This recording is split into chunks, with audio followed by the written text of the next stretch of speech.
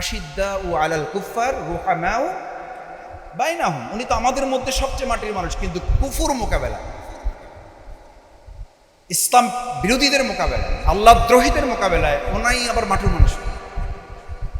আরেকটা জিনিস দেখেন, আমরা সাধারণত এরকম যে সব জায়গায় একটু ব্যালেন্স করে চলা আর কি। উনি এরকম না, উনি পলিটিক্স করেছেন, উনি এডুকেশনাল ওয়ার্ক করেছেন, উনি কালচারাল ওয়ার্ক করেছেন, উনি শিশু দিনে কাজ করেছেন, কিন্তু রাজনীতির ময়দানে আবার যখন কাজ করেছেন, আমি এটা মাপ চেয়ে বলি, অনেকেই আমরা এটা বলি, ভাই আমি একটু ইন্টেলেকচুয়াল লোক, আমাকে আমার জায়গায় কাজ করতে দেন, আমাকে আমার জায়গায় কাজ করতে দেন, আমাকে এইসব রাজনীতির মধ্যে টাইনেন না। উনি তো যে রাজনীতির ধারা ওনার নিজের মধ্যে ছিল, যদি ওই ধারাটা আজকে বাংলাদেশে প্রবাহিত থাকে, তাহলে আজকে আমাদের এই যে কথায় কথায় কেউ কেউ রাজনীতিবিদরা আমরা বলি না অমুককে ভাসাইয়ে দেব, অমুকের তোরে ভেসে যাবে, এই যে ভেসে যাওয়া, ভেঙে যাওয়া, ডুবাইয়ে দেওয়া, উল্টাইয়ে দেওয়া, এই রাজনীতির অপসংস্কৃতিটা আমাদের দেশে বন্ধের জন্য, শুধু এই রাজনীতি অপসংস্কৃতি বন্ধের জন্য, এটা তো কত নির্লজ্জ একটা ব্যাপার যে আমরা রাজনীতিতে খুব সিনিয়র লেভেল লোকেরা ভাসাইয়ে দেওয়া, ডুবাইয়ে দেওয়ার, তারপরে উৎখাত করে ফেলা, তারপরে তাদেরকে মূলোৎপাটন করে ফেলা, এই জিনিসগুলো তো রাজনীতিতে আজম ওবায়দ ভাইয়ের পুরো বক্তব্য অ্যানালাইসিস করলে একটা শব্দ পাওয়া যায়। এই জন্য আমি বলি যে ওনার রাজনৈতিক দর্শন এবং বক্তব্যের শুধু সংস্কৃতিটা যদি বাংলাদেশের রাজনীতিতে ফলো করা যায়, তাহলে অপসংস্কৃতির রাজনীতি মূলোৎপাটন করে সুন্দর রাজনীতি বাংলাদেশে প্রচলন করা সম্ভব। আমি তৃতীয় যে কথাটি বলছি, দেখেন আমাদের উনি যে রাতে ইন্তেকাল করলেন, কেবল আমিরে জামাতের কাছ থেকে বক্তব্য শেষ করে, মগবাজার চৌরাস্তায় আওয়ামী লীগ নিষিদ্ধ, উনি বক্তব্য শেষ করে আমি মোটরসাইকেলে উঠছি বাসায় যাব, রাত তখন 1:30 বা 1:45 বাজে। তো উঠে মোবাইলটা হাতে নিয়েছি, মাঝখানের প্রায় 2.5 ঘন্টা 3 ঘন্টা মোবাইল হাতে নেওয়ার সুযোগ পাই নাই। মাঝে মধ্যে শুধু পকেটে হাত দিতাম যে মোবাইলটা আছে কিনা, যেহেতু এত ক্রাউডের মধ্যে ছিলাম, তো খেয়াল মাঝে মধ্যে হাত দিতাম। তো মোটরসাইকেল উঠে বের করছি এইটা মোবাইলটা, তো বের করে প্রথম নিউজটাই দেখলাম যে আমাদের আজম ওবায়দ ভাই হসপিটালে ছিলেন, ইন্তেকাল করেছে। আমি এটা দেখার সাথে সাথে শাহজাহান ভাইকে ফোন দিয়েছি যে এটা অথেন্টিসিটিটা একদম একটা ভালো পেজ থেকে আমি দেখেছি, কিন্তু আমাকে বিশ্বাস করতে পারছিলাম যে এটা কেমনে, এখনই আওয়ামী লীগ নিষিদ্ধ হলো, আমরা একটা মেজাজের মধ্যে আছি আর আনন্দিত খুব বলা যাবে না, কিন্তু আমরা একটা এনভায়রনমেন্টের মধ্যে আছি। তার মধ্যে ঠিক এই মেসেজটার সাথে সাথে আমি ফোনটা রেখে শাহজাহান চৌধুরী ভাইকে কথা বললাম, উনি যখন কনফার্মেশন দিলেন আমি আমিরে জামাতকে ফোন দিলাম, আমিরে জামাত রিসিভ করলেন, কিছু কথা হলো। পরের দিন সকালে আমিরে জামাতের মতো শক্ত মানুষ, আপনারা সাধারণত ওনাকেও কাঁদতে দেখেছেন, আপনারা দেখেন নাই তা বলবো না, মানুষ মাত্র ইমোশন আছে। সকালবেলা উনি উঠে আমাকে একটা ফোন দিলেন, ফোন আমার মতো ছোট মানুষের সামনে যখন উনি কাঁদেন, তখন বুঝতে হবে যে আজম ওবায়দ ভাইয়ের প্রতি ওনার আবেগ, ভালোবাসাটা, মর্যাদা, সম্মানটা। বললে যে মাসুদ তুমি কি অবস্থায় আছো? আমি যেহেতু আমি ভালো আছি, যেহেতু রাত 2টা 2:30টায় ঘুমাইছি, উনি জানেন যে 3টা 3:30 পর্যন্ত, সকালে 8:45টায় আমাকে ফোন দিয়েছেন, তো যে কী অবস্থায় আছো? আমি যেমন ভালো আছি, অসুবিধা নেই, কী করতে হবে? যে আমার খুব যাওয়ার ইচ্ছা ছিল, ওবায়দের জানাজাটায় বোধহয় আমি যেতে পারবো কি না, তুমি একটু আমাদের অধ্যাপক মুজিব ভাই যাবেন, তার সাথে তুমি একটু যাবে। আমি আমির জামাতকে বললাম, আমির জামাত আপনার চোখের পানির সাথে যে নির্দেশ, আমি এমনিতেই যাওয়ার প্রস্তুতি রেখেছি, বুলুল ভাই বাইরে আছেন, আমি ওনার সাথে কথা বলেছি, আমরা একটা টিম যাওয়ার জন্য ইতিমধ্যে রেডি হয়েছি, আমরা যথারীতি রওনা দেব একটু পরে। আমি বলছি এটা এই জন্য যে আমাদের শ্রদ্ধাভাজন আজম ওবায়দ ভাই এই আলোচনা, ওনার নামে আমরা একটা বই বের করবো, এটা অনেক বড় কাজ, এটা করতে হবে, ওনার নামে একটা ফাউন্ডেশন করতে হবে।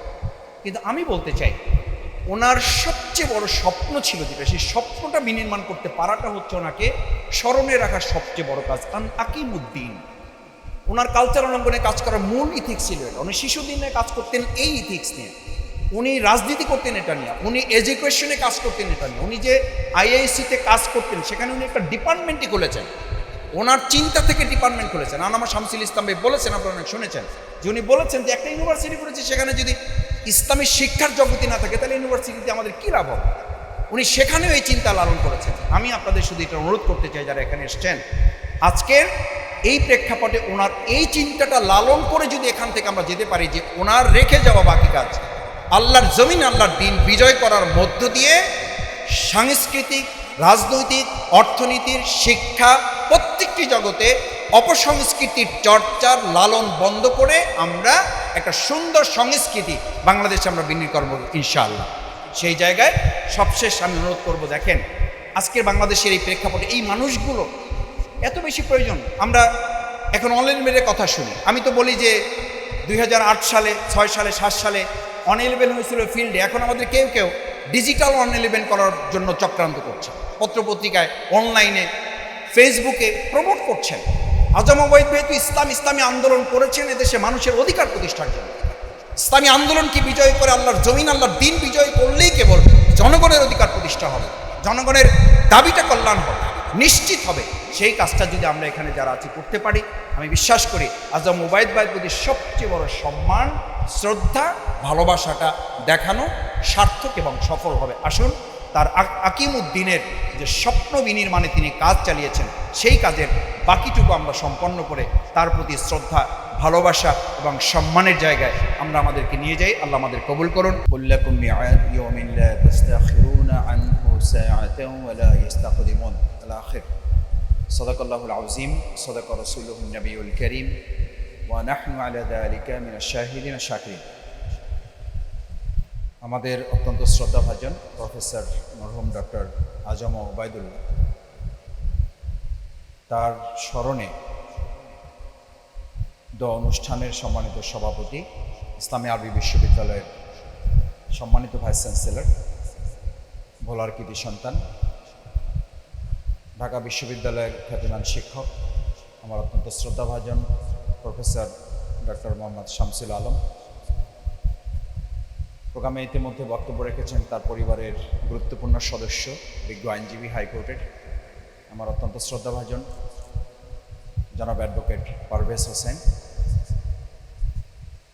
সম্মানিত বিশেষ অতিথি ভোলার সম্মানিত জননেতা জেলা আমির জনাব মাস্টার মোহাম্মদ জাকির হোসেন, কেন্দ্রীয় মজলিসের সদস্য, গুরুত্বপূর্ণ কথা বলেছেন। ইসলামী আরবি বিশ্ববিদ্যালয়ের সম্মানিত ডিন, বিশিষ্ট শিক্ষাবিদ, আলেমী দিন, আমার একান্ত শ্রদ্ধেয় প্রফেসর মোহাম্মদ ওয়ালিউল্লাহ ভাই কথা বলেছেন।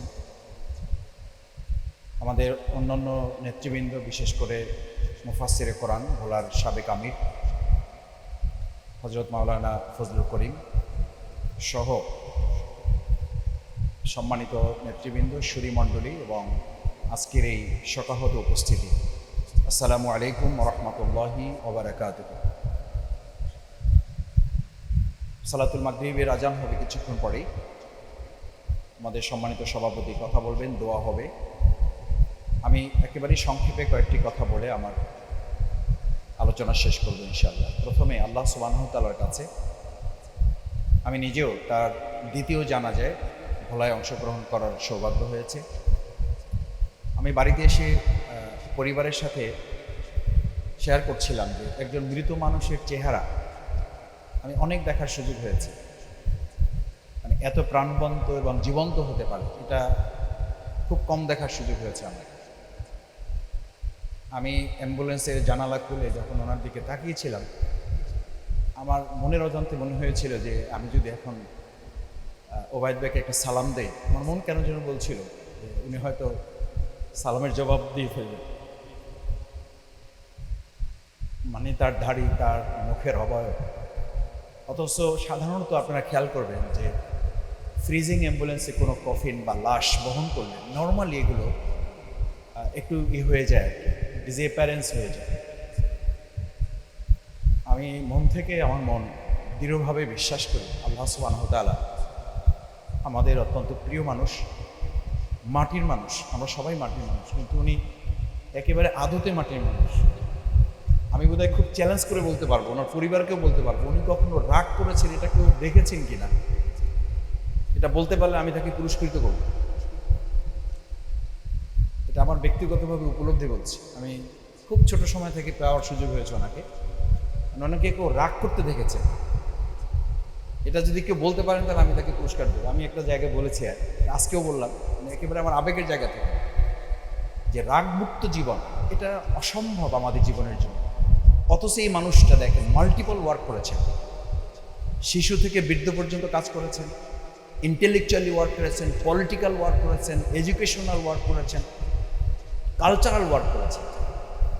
এটা সত্যি কম্বিনেশনটা এটা অসম্ভব, শুধু না, এটা বিস্ময়কর একটা ব্যাপার।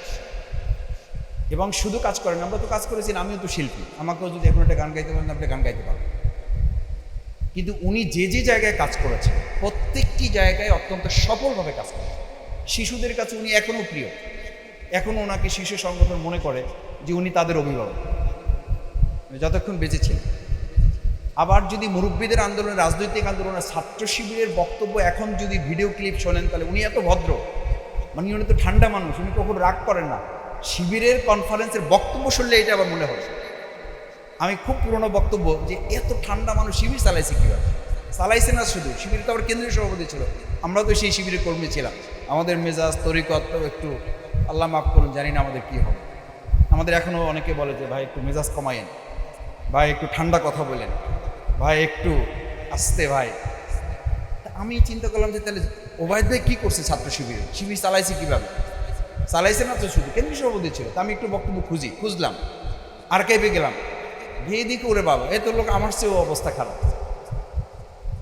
সাইদি সাহেবের একটা বক্তব্য সম্ভবত ওনার একটা মাহফিল, কোথাও একটু সম্ভবত এটা ব্যারিকেড হয়েছে বা কোথাও প্রশাসনের থেকে অথবা কোনো একটা জায়গা থেকে এটা মানে আটকানোর চেষ্টা করা হয়েছে। উনি বলেছিল 24 ঘন্টা সময় লাগবে না যদি এই ব্যাপারে এটা প্রত্যাহার না করা। এবং সেই যে ওনার তীব্রতা, মানে আমি বলছি যে এই যে ব্যালেন্স একটা মানুষ আল্লাহ তাআলা আমাদেরকে দিয়েছিলেন, আমি অন্তর থেকে বিশ্বাস করি আল্লাহ তাআলা তাকে জান্নাতুল ফেরদাউসের জন্য কবুল করবেন। আমরা সবাই বলে আমিন। দ্বিতীয় হচ্ছে, দেখেন যে আমরা যারা আজকে এখানে এসছি, ওনার জীবনের মানে এই অধ্যায়টা তো এরকম যে আমরা এটা কিন্তু উনি, আমি আজকে যদি ওনাকে পাওয়ার সুযোগ হতো তাহলে জানতে চাইতাম, আমার ধারণা উনি জবাব দিতেন যে মাসুদ এটা তো আমার কোনো ব্যাপার না, এটা তো কোরআনের নির্দেশ। আশিদ্দা ও আলাল কুফার রুহামাউ বাইনাহুম, উনি তো আমাদের মধ্যে সবচেয়ে মাটির মানুষ, কিন্তু কুফুর মোকাবেলা, ইসলাম বিরোধীদের মোকাবেলায়, আল্লাহ দ্রোহীদের মোকাবেলায় ওনাই আবার মাটির মানুষ। আরেকটা জিনিস দেখেন, আমরা সাধারণত এরকম একটা সব জায়গায় একটু মানে ব্যালেন্স করে চলার, উনি এরকম না। উনি পলিটিক্স করেছেন, উনি এডুকেশনাল ওয়ার্ক করেছেন, উনি কালচারাল ওয়ার্ক করেছেন, উনি শিশু দিনে কাজ করেছেন, কিন্তু রাজনীতির ময়দানে আবার যখন কাজ করেছেন, আমি এটা মাপ চেয়ে বলি, অনেকেই আমরা এটা বলি, ভাই আমি একটু ইন্টেলেকচুয়াল লোক, আমাকে আমার জায়গায় কাজ করতে দেন, আমাকে আমার জায়গায় কাজ করতে দেন, আমাকে এইসব রাজনীতির মধ্যে টাইনেন না। উনি তো যে রাজনীতির ধারা ওনার নিজের মধ্যে ছিল, যদি ওই ধারাটা আজকে বাংলাদেশে প্রবাহিত থাকে, তাহলে আজকে আমাদের এই যে কথায় কথায় কেউ কেউ রাজনীতিবিদরা আমরা বলি না অমুককে ভাসাইয়ে দেব, অমুকের তোরে ভেসে যাবে, এই যে ভেসে যাওয়া, ভেঙে যাওয়া, ডুবাইয়ে দেওয়া, উল্টাইয়ে দেওয়া, এই রাজনীতির অপসংস্কৃতিটা আমাদের দেশে বন্ধের জন্য, শুধু এই রাজনীতি অপসংস্কৃতি বন্ধের জন্য, এটা তো কত নির্লজ্জ একটা ব্যাপার যে আমরা রাজনীতিতে খুব সিনিয়র লেভেল লোকেরা ভাসাইয়ে দেওয়া, ডুবাইয়ে দেওয়ার, তারপরে উৎখাত করে ফেলা, তারপরে তাদেরকে মূলোৎপাটন করে ফেলা, এই জিনিসগুলো তো রাজনীতিতে আজম ওবায়দ ভাইয়ের পুরো বক্তব্য অ্যানালাইসিস করলে একটা শব্দ পাওয়া যায়। এই জন্য আমি বলি যে ওনার রাজনৈতিক দর্শন এবং বক্তব্যের শুধু সংস্কৃতিটা যদি বাংলাদেশের রাজনীতিতে ফলো করা যায়, তাহলে অপসংস্কৃতির রাজনীতি মূলোৎপাটন করে সুন্দর রাজনীতি বাংলাদেশে প্রচলন করা সম্ভব। আমি তৃতীয় যে কথাটি বলছি, দেখেন আমাদের উনি যে রাতে ইন্তেকাল করলেন, কেবল আমিরে জামাতের কাছ থেকে বক্তব্য শেষ করে মগবাজার চৌরাস্তায় আওয়ামী লীগ নিষিদ্ধ, উনি বক্তব্য শেষ করে আমি মোটরসাইকেলে উঠছি বাসায় যাব, রাত তখন 1:30 বা 1:45 বাজে। তো উঠে মোবাইলটা হাতে নিয়েছি, মাঝখানের প্রায় 2.5 ঘন্টা 3 ঘন্টা মোবাইল হাতে নেওয়ার সুযোগ পাই নাই। মাঝে মধ্যে শুধু পকেটে হাত দিতাম যে মোবাইলটা আছে কিনা, যাতে এত ক্রাউডের মধ্যে ছিলাম তো খেয়াল, মানে মাঝে মধ্যে হাত দিতাম। তো মোটরসাইকেল উঠে বের করছি এইটা মোবাইলটা, তো বের করে প্রথম নিউজটাই দেখলাম যে আমাদের আজম ওবায়দ ভাই হসপিটালে ছিলেন, ইন্তেকাল করেছে। মানে আমি এটা দেখার সাথে সাথে শাহজাহান ভাইকে ফোন দিয়েছি যে এটা অথেন্টিসিটিটা মানে একদম একটা মানে ভালো পেজ থেকে আমি দেখেছি, কিন্তু আমাকে বিশ্বাস করতে পারছিলাম যে এটা কেমনে মানে এখনই আওয়ামী লীগ নিষিদ্ধ হলো, আমরা একটা মেজাজের মধ্যে আছি আর কি। আনন্দিত খুব বলা যাবে না, কিন্তু আমরা একটা মানে এনভায়রনমেন্টের মধ্যে আছি। তার মধ্যে ঠিক এই মেসেজটার সাথে সাথে আমি ফোনটা রেখে শাহজাহান চৌধুরী ভাইকে কথা বললাম। উনি যখন কনফার্মেশন দিলেন, আমি আমির জামাতকে ফোন দিলাম। আমির জামাত রিসিভ করলেন, কিছু কথা হলো। পরের দিন সকালে আমির জামাতের মতো শক্ত মানুষ, আপনারা সাধারণত ওনাকেও কাঁদতে দেখেছেন, আপনারা দেখেন নাই তা বলবো না, মানুষ মাতৃ ইমোশন আছে।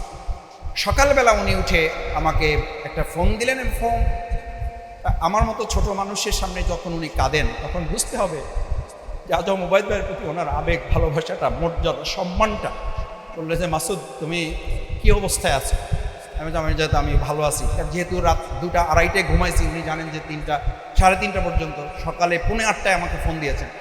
তো যে কী অবস্থায় আছো? আমি যেমন ভালো আছি, অসুবিধা নেই, কী করতে হবে বলো?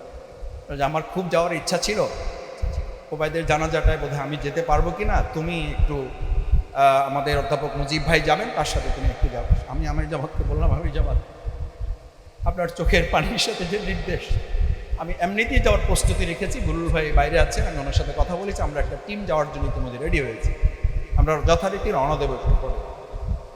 আমি বলছি এটা এই জন্য যে আমাদের শ্রদ্ধাভাজন আজম ওবায়দ ভাইয়ের এই আলোচনা, ওনার নামে আমরা একটা বই বের করব, এটা অনেক বড় কাজ, এটা করতে হবে। ওনার নামে একটা ফাউন্ডেশন করতে হবে। কিন্তু আমি বলতে চাই, ওনার সবচেয়ে বড় স্বপ্ন ছিল যেটা, সেই স্বপ্নটা বিনির্মাণ করতে পারাটা হচ্ছে ওনাকে স্মরণে রাখার সবচেয়ে বড় কাজ। আকিমুদ্দিন ওনার কালচার অঙ্গনে কাজ করার মূল ইথিক্স ছিল এটা। উনি শিশুদিনে কাজ করতেন এই ইথিক্স নিয়ে, উনি রাজনীতি করতেন এটা নিয়ে, উনি এডুকেশনে কাজ করতেন এটা নিয়ে, উনি যে আইআইসিতে কাজ করতেন সেখানে উনি একটা ডিপার্টমেন্টই খুলেছেন, ওনার চিন্তা থেকে ডিপার্টমেন্ট খুলেছেন। আনামা শামসুল ইসলাম ভাই বলেছেন, আপনারা অনেক শুনেছেন, যে উনি বলেছেন যে একটা ইউনিভার্সিটি করেছে, সেখানে যদি ইসলামী শিক্ষার জগতি না থাকে তাহলে ইউনিভার্সিটিতে আমাদের কী লাভ হবে? উনি সেখানেও এই চিন্তা লালন করেছেন। আমি আপনাদের শুধু এটা অনুরোধ করতে চাই, যারা এখানে এসছেন, আজকের এই প্রেক্ষাপটে ওনার এই চিন্তাটা লালন করে যদি এখান থেকে আমরা যেতে পারি, যে ওনার রেখে যাওয়া বাকি কাজ আল্লাহর জমিন, আল্লাহর দিন বিজয় করার মধ্য দিয়ে সাংস্কৃতিক, রাজনৈতিক, অর্থনীতির, শিক্ষা প্রত্যেকটি জগতে অপসংস্কৃতির চর্চার লালন বন্ধ করে আমরা একটা সুন্দর সংস্কৃতি বাংলাদেশে আমরা বিনিয়োগ করব ইনশাআল্লাহ। সেই জায়গায় সবশেষ আমি অনুরোধ করব, দেখেন আজকের বাংলাদেশের এই প্রেক্ষাপটে এই মানুষগুলো এত বেশি প্রয়োজন। আমরা এখন অনলাইন মেয়ের কথা শুনি, আমি তো বলি যে 2008 সালে, 6 সালে, 7 সালে অন-11 হয়েছিল ফিল্ডে, এখন আমাদের কেউ কেউ ডিজিটাল অন-11 করার জন্য চক্রান্ত করছে, পত্রপত্রিকায়, অনলাইনে, ফেসবুকে প্রমোট করছেন। আজম ওবায়দ ভাই তো ইসলামী আন্দোলন করেছেন এদেশে মানুষের অধিকার প্রতিষ্ঠার জন্য। ইসলামী আন্দোলনকে বিজয় করে আল্লাহর জমিন, আল্লাহর দিন বিজয় করলেই কেবল জনগণের অধিকার প্রতিষ্ঠা হবে, জনগণের দাবিটা কল্যাণ হবে, নিশ্চিত হবে। সেই কাজটা যদি আমরা এখানে যারা আছি করতে পারি, আমি বিশ্বাস করি আজম ওবায়দ ভাইয়ের প্রতি সবচেয়ে বড় সম্মান, শ্রদ্ধা, ভালোবাসাটা দেখানো সার্থক এবং সফল হবে। আসুন তার আকিমুদ্দিনের যে স্বপ্ন বিনির্মাণে তিনি কাজ চালিয়েছেন, সেই কাজের বাকিটুকু আমরা সম্পন্ন করে তার প্রতি শ্রদ্ধা, ভালোবাসা এবং সম্মানের জায়গায় আমরা আমাদেরকে নিয়ে যাই। আল্লাহ আমাদের কবুল করুন। আসসালামু আলাইকুম ওয়া রাহমাতুল্লাহি ওয়া বারাকাতুহু। তার জন্য তোমার বিচার করবেই দিনের পথে নামতে, দিনের পথে নামতে।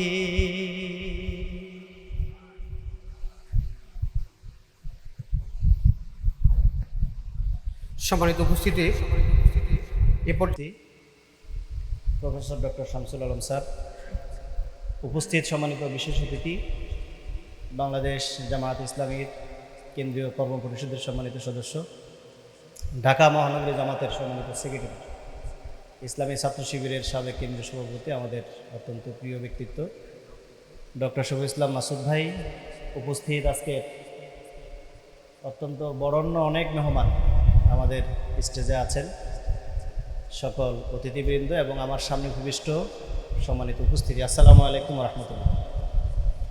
সম্মানিত উপস্থিতি, আমরা আজকের অনুষ্ঠানের একবারে শেষ পর্যায়ে এসে উপনীত হয়েছি। এই অনুষ্ঠানের দাওয়াত পেয়ে আপনারা সাড়া দিয়ে এসেছেন, এজন্য আপনাদের সবাইকে আমি ধন্যবাদ জানাই। বিশেষ করে আমাদের মেহমানবৃন্দ যারা স্টেজে আছেন, তারা প্রত্যেকে এর চেয়ে অনেক বড় বড় প্রোগ্রামে বড় বড় অনুষ্ঠানের প্রধান অতিথি হওয়ার যোগ্য, কিন্তু ওবায়দ ভাইয়ের প্রতি ভালোবাসার কারণে আজকে অনেকে অনেক ব্যস্ততা পেছনে ফেলে অনেক গুরুত্বপূর্ণ কাজ রেখে এই অনুষ্ঠানে এসে সামিল হয়েছেন, সময় দিয়েছেন। এই জন্য আমি সবাইকে ধন্যবাদ এবং অভিনন্দন জানাই এবং আল্লাহ রাব্বুল আলামিনের কাছে যা যা কামনা করছি। সম্মানিত উপস্থিতি, ওবায়দ ভাইয়ের বিষয়ে আপনারা দীর্ঘক্ষণ ধরে কথা শুনে আসছেন। আমরা 3টার সময় প্রোগ্রাম শুরু করেছি, গোটাটাই বক্তৃতার উপরে ছিল।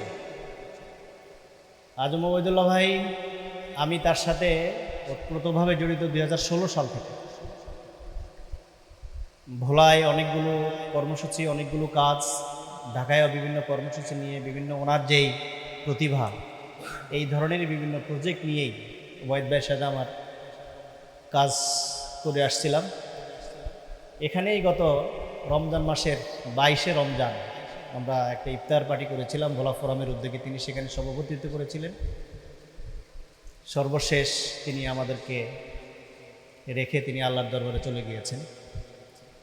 ওবায়দ ভাই, আমি আসলে তাকে মূল্যায়ন করার মতো যোগ্যতা আমার হয়নি, কিন্তু একজন মানুষের মধ্যে এত প্রতিভার সম্মিলন একসাথে ঘটতে পারে, এটা নজির একমাত্র আজম ওবায়দুল্লাহ ভাই। একজন মানুষের বিচরণের যতগুলো ক্ষেত্র আছে, শিশু থেকে শুরু করে কিশোর, যুবক, একবারে বৃদ্ধ পর্যন্ত উপনীত বয়সের মানুষ, সবার জন্য একজন মানুষ কাজ করতে পারে, সকল অঙ্গনের জন্য একবারে অথেন্টিক প্রাতিষ্ঠানিকভাবে ভূমিকা রাখতে পারে। এটার একমাত্র নজির হচ্ছেন আজম ওবায়দুল্লাহ ভাই। আমরা তার জীবদ্দশায় তাকে সেভাবে আসলে বুঝতে পারিনি। যারা যতটুকু তাকে দেখেছি, আজকে চলে যাওয়ার পরে তার শূন্যতা, তাকে আমরা আসলে সেভাবে বুঝতে পারছি। আমরা তার যে আদর্শ, অনুকরণীয় যে আদর্শ তিনি রেখে গেছেন, এই আদর্শ যেন আমরা উপলব্ধি করে এটা যেন আমাদের জীবনে আমরা ধারণ করতে পারি এবং তার রেখে যাওয়া যে কাজ, এই কাজগুলো যেন আমরা ইসলামের জন্য, দ্বীনের জন্য এবং একটি কল্যাণ রাষ্ট্রের জন্য যেন আমরা সেই কাজগুলোকে সামনের দিকে নিয়ে যেতে পারি, এই প্রত্যাশা আমরা সবাই করছি এবং আল্লাহ রাব্বুল আলামিনের কাছে আমরা সেই তৌফিক কামনা করছি। আপনারা ওবায়দ ভাইয়ের পরিবারের সদস্য আমাদের অ্যাডভোকেট পারস ভাইয়ের কাছ থেকে কথা শুনেছেন। আমরা তার ছেলেকে দাওয়াত দিয়েছিলাম, আজকে আমরা তাকে পাইনি, আমরা হয়তো পাবো আরেক সময়। আমরা ওবায়দ ভাইকে নিয়ে যে কথাগুলো আসছে, আমরা চেষ্টা করব এগুলোকে বাস্তবায়ন করার জন্য। তার সংগঠন এবং তার যেই সোসাইটি, তার যে প্রতিষ্ঠানগুলো আছে, সবাই সবার জায়গা থেকে চেষ্টা করবে। ভোলা ফোরামের উদ্যোগে আমরা ওবায়দ ভাইয়ের জীবনী নিয়ে, হিরণময় জীবন আজম ওবায়দুল্লাহ, এই শিরোনামে আমরা একটি স্মরণিকা করার জন্য আমরা চিন্তা করেছি। আপনারা সবাই এখানে সহযোগিতা করবেন এবং ওবায়দ ভাইয়ের আরও অন্যান্য যে কাজগুলো আছে, সেই কাজগুলোকে সামনের দিকে নিয়ে যাওয়ার জন্য আমরা আমাদের জায়গা থেকে যেন ভূমিকা রাখতে পারি, এই প্রত্যাশা ব্যক্ত করে আজকে আবারও সবাই দূর দূরান্ত থেকে এসে এই প্রোগ্রামকে সফল করার জন্য আপনাদেরকে ধন্যবাদ জানিয়ে আমাদের বিশেষ অতিথির বিষয়ে আমি ক্ষমা চেয়ে নিচ্ছি, প্রধান অতিথির বিষয়ে আমি ক্ষমা চেয়ে নিচ্ছি। তিনি অত্যন্ত আন্তরিকতার সাথে এই প্রোগ্রামটা নিয়েছিলেন। তিনি বলেছিলেন যে ওবায়দ ভাইয়ের সাথে আসলে আমি একটা প্রোগ্রামে যেতে চাই, আমার সুযোগটা হয় নাই, এই প্রোগ্রামটাতে আমি যাব। কিন্তু আজকে আকস্মিকভাবে অনেকগুলো কাজ তার জড়ে গিয়েছে এবং রাষ্ট্রীয় অনেক গুরুত্বপূর্ণ কাজের কারণে তিনি দুঃখ প্রকাশ করেছেন। একটু আগে তিনি ফোন দিয়েছেন, খুবই মর্মাহত এবং দুঃখ প্রকাশ করেছেন তিনি আপনাদের কাছে, আমাদের কাছে। এজন্য আমরা এটার জন্য আপনাদের কাছে দুঃখ প্রকাশ করছি। আমরা হয়তো তার ব্যাকে অন্যভাবে পাবো ইনশাআল্লাহ। আপনাদের সবাইকে ধন্যবাদ জানিয়ে আমি আমার কথা শেষ করছি। আসসালামু আলাইকুম রহমতুল্লাহ। ধন্যবাদ সম্মানিত উপস্থিতি। এ পর্যায়ে আজকের এই আলোচনা সভা ও দোয়া অনুষ্ঠানের প্রধান অতিথির বক্তব্য রাখার জন্য আমি সবাই অনুরোধ করছি বাংলাদেশ জামাত ইসলামী কেন্দ্রীয় মজলিসে শুরার সম্মানিত সদস্য, কেন্দ্রীয় মজলিসে শুরা ও করম পরিষদের সম্মানিত সদস্য, ঢাকা মহানগরী দক্ষিণের সংগ্রামী সেক্রেটারি, বাংলাদেশ ইসলামী ছাত্র শিবিরের সম্মানিত সাবেক কেন্দ্রীয় সভাপতি জনাব ডক্টর শফিকুল ইসলাম মাসুদ। বক্তব্য রাখছেন জনাব ডক্টর শফিকুল ইসলাম মাসুদ।